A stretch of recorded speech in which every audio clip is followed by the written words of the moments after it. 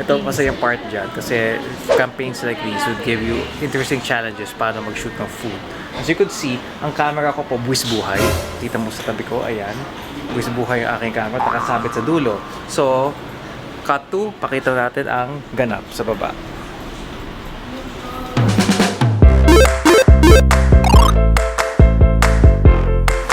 Guys, good morning. So, we are... As you could see, maingay yung aso ko sa back. Kanina pa siya. Oh my God. Yuna!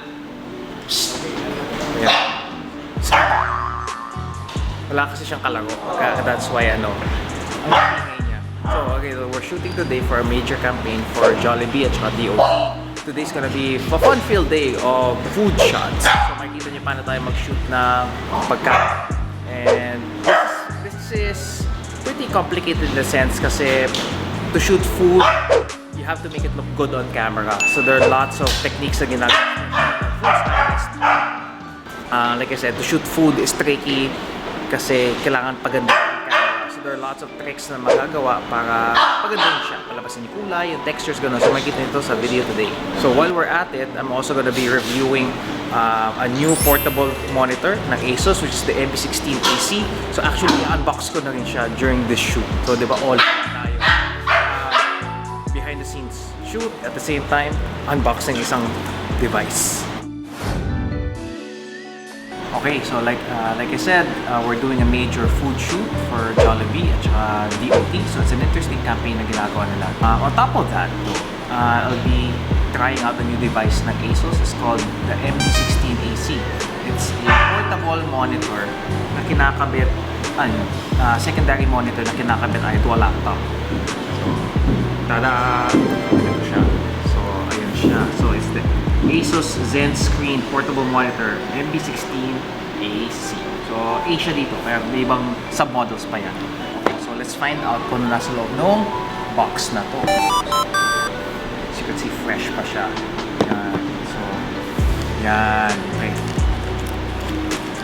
This is the cover. So, it's the magnetic cover na pwede mo magamit para to keep the monitor standing up at certain angles. So, yan siya. The adapter. May adapter that converts USB-C to USB-A, yung regular na USB connection. Tapos, of course, yung USB-C cable mo. A pen. Interesting enough, may pen siya na pwede siya pang stand actually. It works as a stand. And of course, don't forget your warranty sheets at saka manual. Okay, so aside from the manual at saka warranty, which you do not lose by the way, andyan siya muna, the pen. Underneath the carton, of course, is voila! Ayan, the MB16A. O, diba? O, ha? So, yun. So, this is the MB16A. AC, actually. Nakalagay na dito. AC. There you go. Alright. So, as you could see, it's a portable monitor. Super gaang, actually. I don't know ilang grams lang to or something, but it's very light. It's Full HD 1080 ang kanyang resolution. And it extends my monitor by another monitor. Tada! Yan. So, bumaba na natin. So, madali lang siya ma-setup actually. So, what you need to do is just labasan natin yung magnetic hook cover stand niya. And by the way, wala tong power. It runs via USB na mismo. So, you don't need to plug this on an extra outlet or anything. Ito na to as it is. O, diba? So, yan. So, we'll just set it up rather quickly.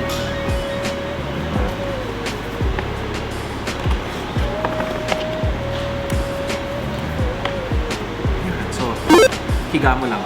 And at dumating ang aso ko. Oh, diba? So, dali lang kabit, diba? So, ito yung booklet niya. So, naka-open na siya as it is. Para ko lang siya dito. Magnetic. Plok! Yun. So, tumatahol na naman yung aso. Yun na! Shh! Sorry. Yun. From here, pwede mo maslagay. So after natin actually setup niya super dali lang, 'di ba? So hiniga ko na dito sa sa cover ko, magnetic cover, and then you can prop it up in almost various angles. Pero ito yung kanyang basic setup. Yung kanyang USB-C connection is found here sa lower left corner niya. So, set up lang natin siya dito. Tabi natin yung box. And of course, labas muna natin yung cable, di ba? Yan. So nag-prop up ko na siya. Ito na yung setup ko dyan. So, like I said, yung corner, the connection is sa lower left side. So, that's a USB-C. Okay? Yun lang. Yun, natanggal ko na rin siya. Okay. So, like I said, USB powered siya. So, hindi mo na kailangan isaksak pa anywhere else. So, kunin mo to. Plug mo lang siya dyan. It so happens na mayroon din ako USB-C port sa laptop ko, which happens to be a ROG unit. Ayun. ASUS din siya. So, ASUS din to. So, most likely, they should work with each other. Although naman ito, this Zen screen will work on any laptop. Basta may connection ka na, USB-C, or even the regular USB, then may converter naman siya. Kabit lang natin. Tada! And that's it. And automatically, magbabasahan na yan with each other. Yun, simply turn it on. And may secondary monitor na tayo. So later on, I'll show you guys how this operates in an actual shoot. Kasi for me, one of the challenges when you're shooting like this, especially tuwing naka-tether yung camera to the laptop is, you know, everybody likes to look at the shot. So chances are, may kliyente ka, may ad agency ka, lahat sila magka-crowd behind you para lang makita yung shot. So, the purpose nitong secondary monitor na to is to, of course, give them a different perspective so at least makapagtrabaho pa ako at makapag-comment sila on the side. So, hindi masyado crowded ang ating mesa. As you can see, medyo mapupuno din ito mamaya once the shoot begins. Okay? So, yan. So, secondary monitor, dito ko lang ilalagay yung selected shots ko o yung mga last shots na lumalabas from my tethered camera. Okay? Yan guys, like I said, it serves as a secondary monitor for me. So ito, instead of cloning the screen, gagawin ko, monitor extension siya. So it just extends what I have right now. Diba? So, lipat ako dito sa left, tatalon siya to the right. Yan. Okay? Yan. So ngayon, extended na siya. So nalilipat ko, bumaba ang aking screen. Diba?